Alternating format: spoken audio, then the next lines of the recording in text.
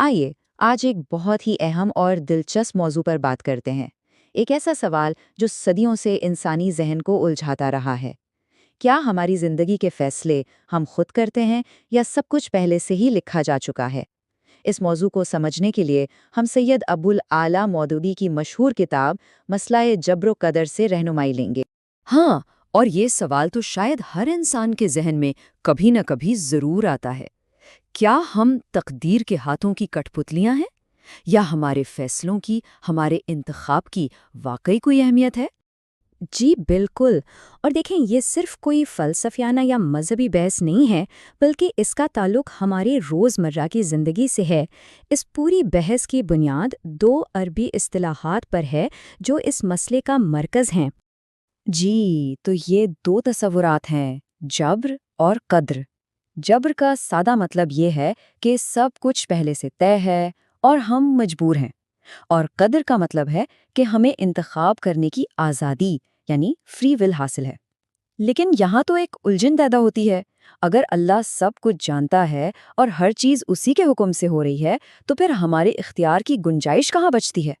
यही वो फिक्री गुत्थी है जिसे आज हम मौलाना मौदूदी की रहनुमाई में सुलझाने की कोशिश करेंगे। बिल्कुल सही, यही तो असल सवाल है। मौलाना मौदूदी इसका जवाब कुरान से लेने से पहले ये जायज़ा लेते हैं कि सिर्फ इंसानी अक्ल ने इस मौम्मे को हल करने की क्या कोशिशें की और वो कोशिशें नाकाम क्यों हुईं। तो चलें देखते हैं कि इंसानी सोच इस मामले में कहाँ तक पहुंची है। मेज़बान भी, तो अगर हम देखें तो पुराने फ़लसफ़ियों से लेकर आज तक इस पर बहस जारी है, लेकिन कोई हतमी जवाब नहीं मिला।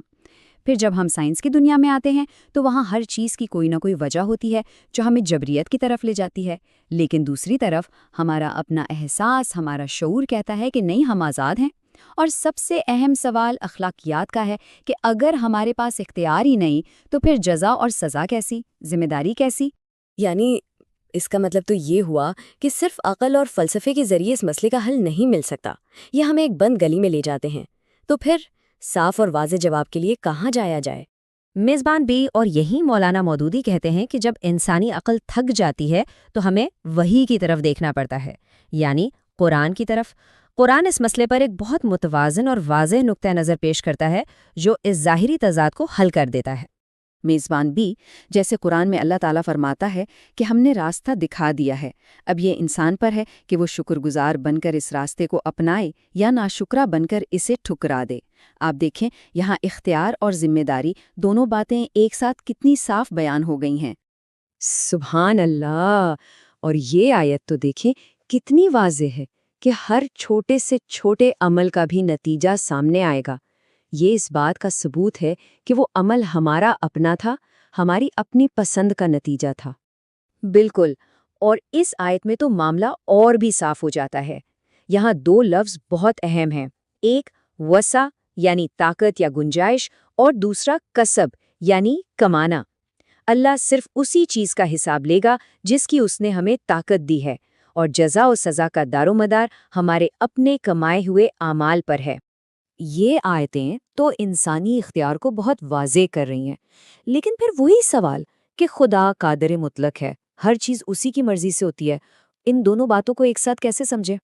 मेज़बान बे, इसी उलझन को मौलाना मौदूदी बहुत खूबसूरती से सुलझाते हैं। वो कहते हैं कि हमें दो अलग अलग दायरों को समझना होगा। पहला दायरा अल्लाह का है, इसने कायनात बनाई, इसके उसूल बनाए और हमें काम करने की सलाहियत दी। दूसरा दायरा हमारा यानी इंसान का है, इस दी हुई सलाहियत के अंदर रहते हुए इंतखाब करना, नियत करना, ये हमारा काम है। और फिर नतीजा दोबारा अल्लाह के दायरे में आता है जो हमारे इंतखाब को अपनी ताकत से वजूद मिलाता है। तो असल बात यह है कि इस्लाम हमें एक दरमियानी रास्ता दिखाता है। ना हम बिल्कुल मजबूर हैं कि हमारे हाथ में कुछ ना हो, और ना ही हम बिल्कुल आज़ाद हैं कि खुदा की मर्ज़ी के बगैर कुछ कर सकें। हम एक दायरे के अंदर अपने फ़ैसलों के ज़िम्मेदार हैं।